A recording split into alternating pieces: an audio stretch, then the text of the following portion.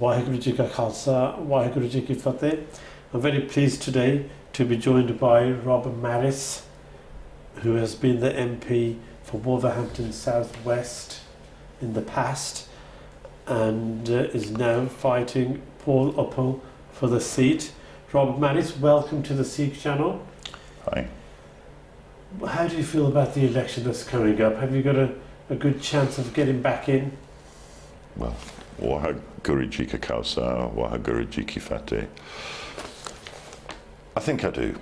The majority of Mr Uppal for the Conservative Party at the last general election against me as the Labour candidate was 691 votes. In parliamentary terms, that's a very close margin. I am working hard, my team is working hard. That said, Mr Uppal and his team are working hard, but I think we can win it back for Labour, yes. Is it down to budgets? Who's got the biggest budget and biggest campaign machine? Is that what it's going to come down to? No, it comes down to national issues. I lost the seat in 2010 and Mr Uppal won it then, not because he campaigned better or I campaigned worse or he had more money or I had less money. It was because of national issues. In 2010, people were a little tired after 13 years of a Labour government, and Mr Brown, the Prime Minister, was not particularly popular.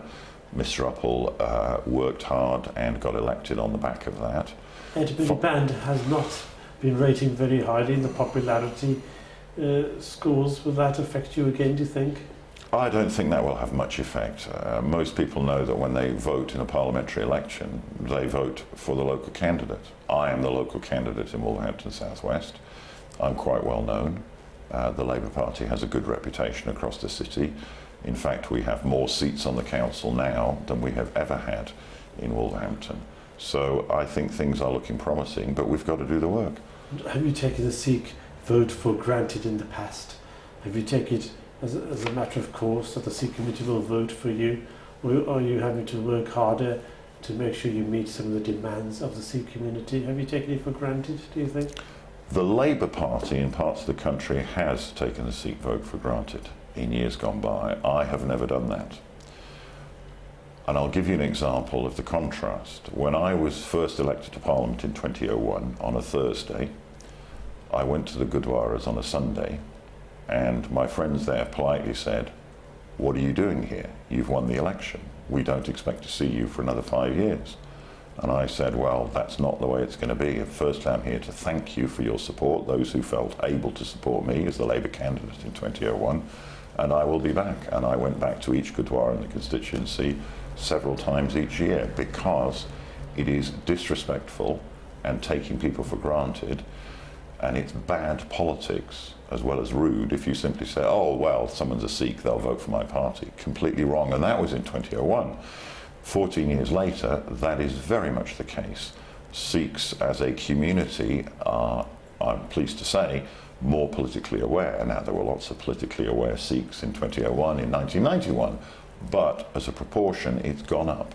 The importance of the Sikh vote, the importance of the Sikh community in our country is much better understood by non-Sikh politicians and is much better understood by Sikhs themselves in terms of real electoral power. Paul Uppal, having a Sikh background and being a Sikh himself, is that a natural advantage for him, do you think, to get the Sikh vote? It is an advantage for Paul Uppal, yes, because he speaks quite good Punjabi.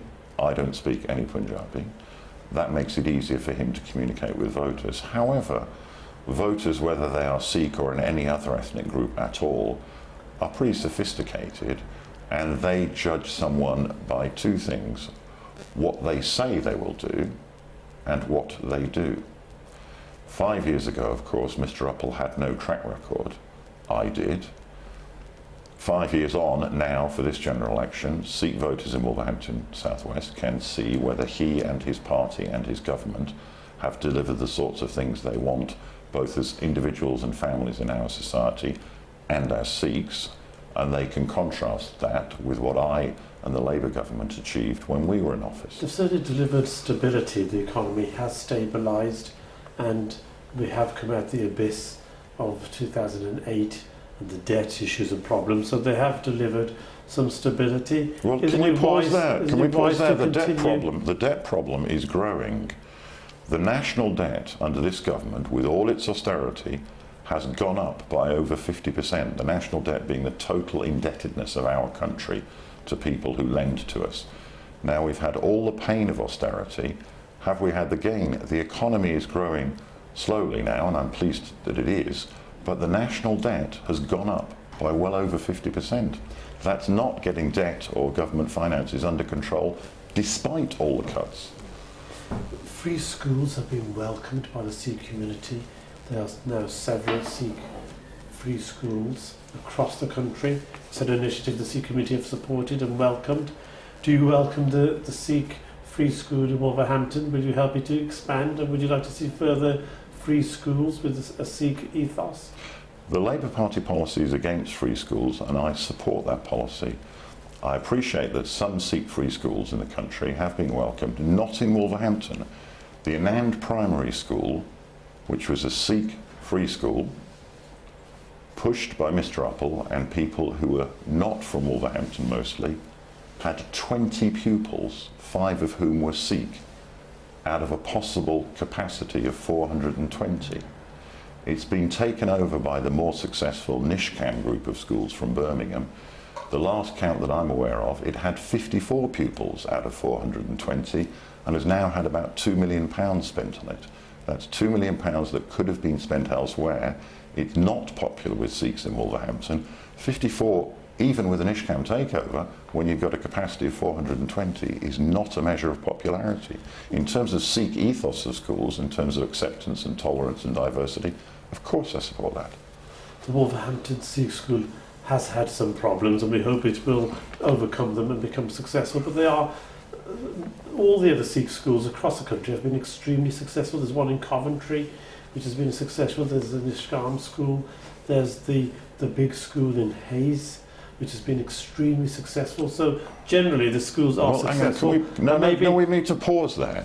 The school in Hayes, not a free school. I've been there. I've visited more than once to that school. It is a wonderful school. It's a very successful school. It's a state school. It's a proper state school. It's not a free school. Yes, in terms of Sikh schools, we have Christian schools, we have Jewish schools and so on, of course, but not free schools. We have to differentiate here. They are different things. The free school route is an accessible and a easily achievable route for the Sikh community to get schools with a Sikh ethos, and that's what the Sikh community want, and your party seems to be against it. David Cameron has pledged further free schools if they come to power. So lots of Sikhs don't want free schools because they recognise that in most cases they provide places where there is no need for places, and they suck money elsewhere out of the education system. So Sikh schools, yes. Free schools, no. Okay. And in terms of the Conservative Party, we've seen them, they celebrate Diwali each year at Downing Street. They've also introduced Vaisakhi as a celebration every year in Downing Street, which the Sikh community have welcomed. So they seem to be doing quite a bit for the Sikh community. Certainly they are engaging the Sikh community more than the previous Labour administration did. If you come into power, will you seek to push a further day of celebration at 10 Downing Street for maybe Guru Nanak Dev Ji's birthday in November of each year? Is that something you would take up? I'd be certainly interested in looking at that. However, you're talking to the man who introduced the annual Vaisakhi celebrations to the House of Commons, a Labour MP who did that.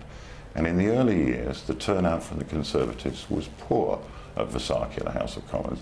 I'm pleased to say that that celebration, which I set up with my Sikh friends, continues to this day, and I'm sure it will continue. And that's a good thing that the Conservatives and the Liberal Democrats are now on board with that.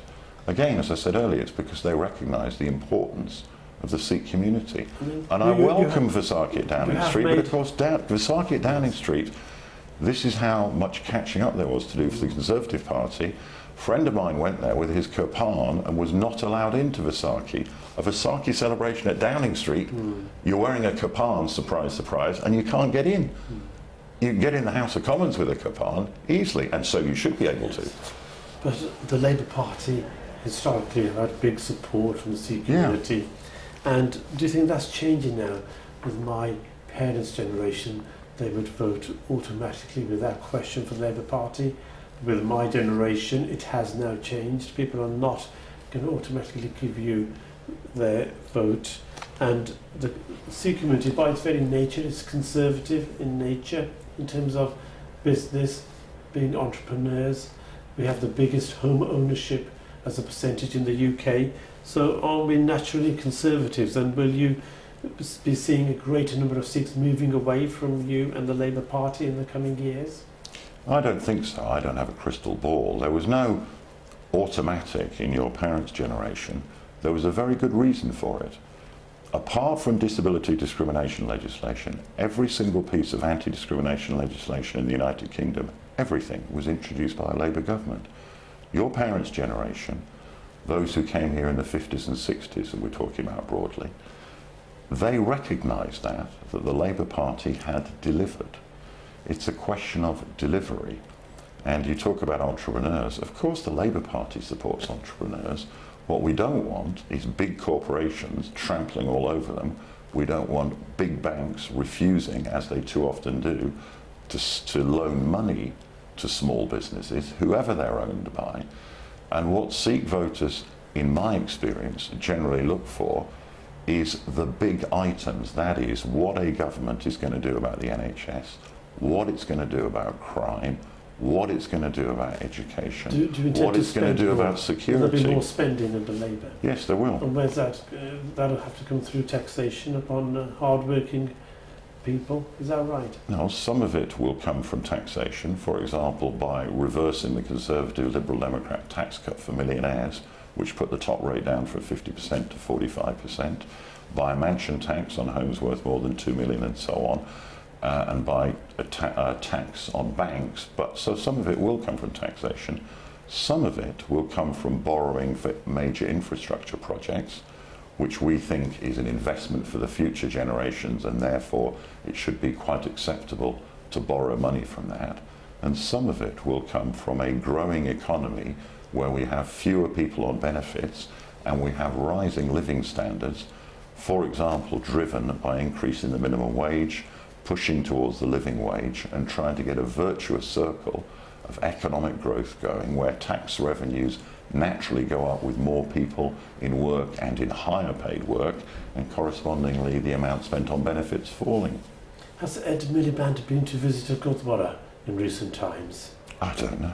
I don't know. You may know, your viewers I don't may know. think he has. Don't know. I think there is a failure perhaps in the Labour Party at the top to engage the Sikh community, whereas David Cameron did visit the Leamington Gurdwara recently, and he was very well received. Mm-hmm. And he went to Amritsar, which was great. It's great for a British Prime Minister to go to Amritsar. Mm. So can we see more from the Labour Party at the top, at a national level? You've done an awful lot. You've mentioned the Vaisakhi event you organised at House of Commons. In your personal capacity, you're very well attached to the Sikh community, and you've done an awful lot. And it is well recognised in Wolverhampton that you are a good supporter of the Sikh community. But at a national level, the Labour Party is not doing enough for the Sikh community. I think that's a little unfair. The Labour government failed to introduce a code of practice on the 5 Articles of Faith 5 years later, when society should have moved on. This government hasn't either. And of course, it was this government which has failed to back calls for an independent judicial inquiry into British involvement of the events of June 1984, which the Labour leadership, including Ed Miliband, I may say, strongly pushed for. And I hope that if and when we get a Labour government, that inquiry will be set up very soon, headed by an independent judge. You've touched upon the Sikh manifesto. What do you take from the Sikh manifesto? Which elements of that are you happy to support and see through? Well, I'm happy to support quite a lot of it. I discussed it with them when it was being drafted, in fact. More effective Sikh, or more effective representation of Sikhs in our political process, from school governors all the way up to the House of Commons and the House of Lords. I think the Office for National Statistics guidance should be changed in terms of the ethnicity and race questions, because the ONS mess it all up when they do the census. They mix up race and ethnicity, and they are two separate things. As I've indicated, I think there should be a statutory code of practice for the 5 articles of faith. I think there should be that independent judicial inquiry. I think we need more action, not just in the Sikh community, but across communities on grooming. I certainly support the calls for a war memorial for the fallen Sikhs in a prime central London location. And I support a continuation of what I was doing several years ago, which sadly hasn't been resolved. That is pressure on France and Belgium in terms of the Articles of Faith and the wearing of the turban. Where I disagree with the manifesto, and my Sikh activist friends know this, is on the call for an independent Khalistan. I make no comment on it because that's a matter for people in India, not for UK politicians, so I disagree with it being in the manifesto, but I understand why it is. When I was in Parliament, I set up the all-party parliamentary group for UK Sikhs to focus on those issues which are of particular concern to Sikhs who are resident in the United Kingdom. There are many other issues around the world which are of concern to Sikhs connected with their Sikhism, of course, religious persecution, the events of 1984 and so on. But the primary focus for UK politicians, whatever their faith or race, should be on UK political matters. Is grooming an issue and a problem in Wolverhampton?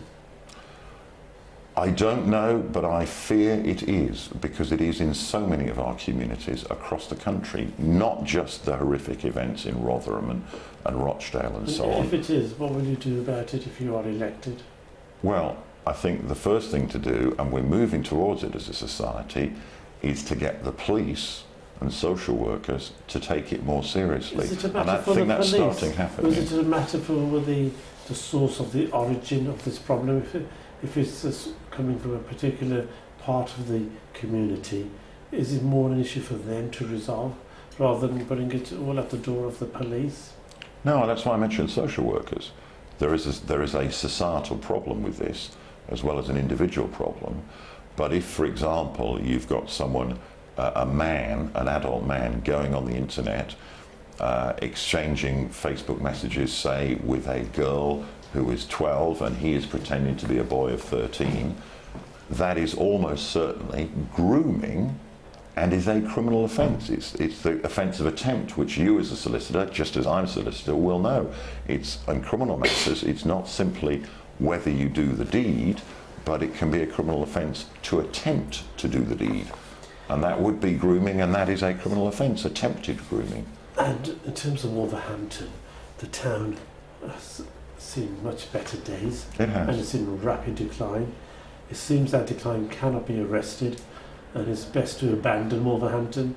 Is that your view? No, I was born and raised in Wolverhampton. I've lived most of my life there, apart from 9 years in Canada. It's a great city, but you are right. It's had tough times, and we need to reverse that. And for that, we need investment in Wolverhampton, and the primary source of that investment should be people from Wolverhampton themselves. It's great we've got Jaguar Land Rover come to the edge of Wolverhampton as a joint effort between Staffordshire Council and Wolverhampton City Council to lure Jaguar Land Rover there. But what will turn around a city, as just about anywhere else in the world, is its own citizens, its own residents investing. And we have to change some of the planning restrictions, and we have to encourage Wolfrunians, as we're called as residents of Wolverhampton, we have to encourage Wolverhampton residents to invest in their own city, and that will turn around. And the Sikh community, young and energetic, entrepreneurial, has a key role to play in that. And I'm already in discussions with a well-to-do businessman, a friend of mine who happens to be Sikh, about what I might be able to do with other business leaders in Wolverhampton after the election, if I'm fortunate enough to be MP. So problems in Wolverhampton, yes. Terminal decline, no. That's great. And Rob, finally, what is your message to the younger Sikh voter in Wolverhampton? In the past, you may have relied more upon the first or second generation Sikh voters, now we're into the third and fourth generation Sikh voters who will not be so connected to the issues in Punjab, who will be more concerned with their local issues, who will be more concerned about taxation, about your policies in relation to crime and education and grooming, and these are the issues that affect the younger Sikh Mhm. population of Wolverhampton, and these issues they want you to stand on. What is your message to them? Why should they vote for Rob Marris? The first thing is they should vote. Democracy is fragile. There are places around the world where they still don't have it. If those young Sikhs in Wolverhampton talk to their grandparents, many of their grandparents will remember before 1947 when a huge subcontinent, no one had the vote because of the colour of their skin when it was a British colony. Totally unacceptable, liberation from a Labour government. So voting is important in and of itself. I think they would be wise to vote Labour, not just on the sorts of Sikh issues that we've talked about, though those are important, but as I say, on the big ticket issues. What's the future for the NHS unless it gets additional funding? What's the future for education unless we value it and stop some of the silliness, such as unqualified teachers teaching in schools, which happens in free schools and academies?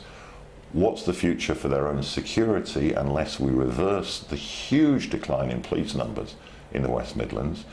If we don't look at the problems we've touched on in terms of grooming, which run across all communities very, very sadly in our society, I would urge them as young people, young citizens of the United Kingdom, to look at the big issues: NHS, crime, education, security, and see where they think there is hope for the future. For example, in terms of housing, because we all know how expensive housing is, both for rents and to buy one, because we have a generation now, not just the young Sikhs in this country, but young people across this country, many of whom cannot see hope in the future, cannot see the possibility at the moment of even matching their parents' standard of living, let alone what your and my generation did of exceeding their parents' But standard of Labour living. seek to limit rental caps on landlords. Is that one of your policies? No, there will be 3-year agreements brought in so that rents can only go up on a kind of 3-year cycle, and we will ban rip-off letting agents' fees paid by tenants. But in terms of rent caps beyond what we've already got, no. You will be looking to curb landlords. There's a lot of small landlords now in the country. Sure. And Most of them are fine. Most of them are fine, absolutely fine. But the root of the problem is, and this is a problem which has grown up under Labour governments and Conservative governments, is we don't build enough houses. Why are houses so expensive in the United Kingdom? It's capitalism, it's supply and demand. Supply is choked off, and this government, unfortunately, whilst it recognising the problem, has done nothing. The Help to Buy scheme, for example, merely bids up prices because it puts money in people's pocket to buy, but it does nothing to increase the supply of housing. And this government said, for example, that for every unit of social housing sold off, they would build one. The ratio is about 5 to 1. For every 5 they've sold off, they've started to build one. We need mass house building. These problems of house building supply, Rob, they haven't arisen over the last 3 or 4 years. No, I said it could come under both governments. Long-standing But they've got a lot worse. Which are part of the makeup of the UK. No. I said they'd grown up under both governments. But what we've had in the last 5 years under the Conservative Liberal Democrat coalition is a collapse in house building. As an average under the Labour government, it was about 200,000 units a year over the 13 years. Under this government, we're down to 100,000 units a year. What we need is well over 200,000 units a year to catch up. That's great. Thank you very much, Rob. We hope and wish you well in the forthcoming general election, and we hope that things go well for you, and the Sikh community in Wolverhampton have an opportunity to meet you and put more questions to you during your campaign over the coming weeks. They will. Thank you very much for joining the Sikh channel. Waheguru Ji Ka Khalsa, Waheguru Ji Ki Fateh.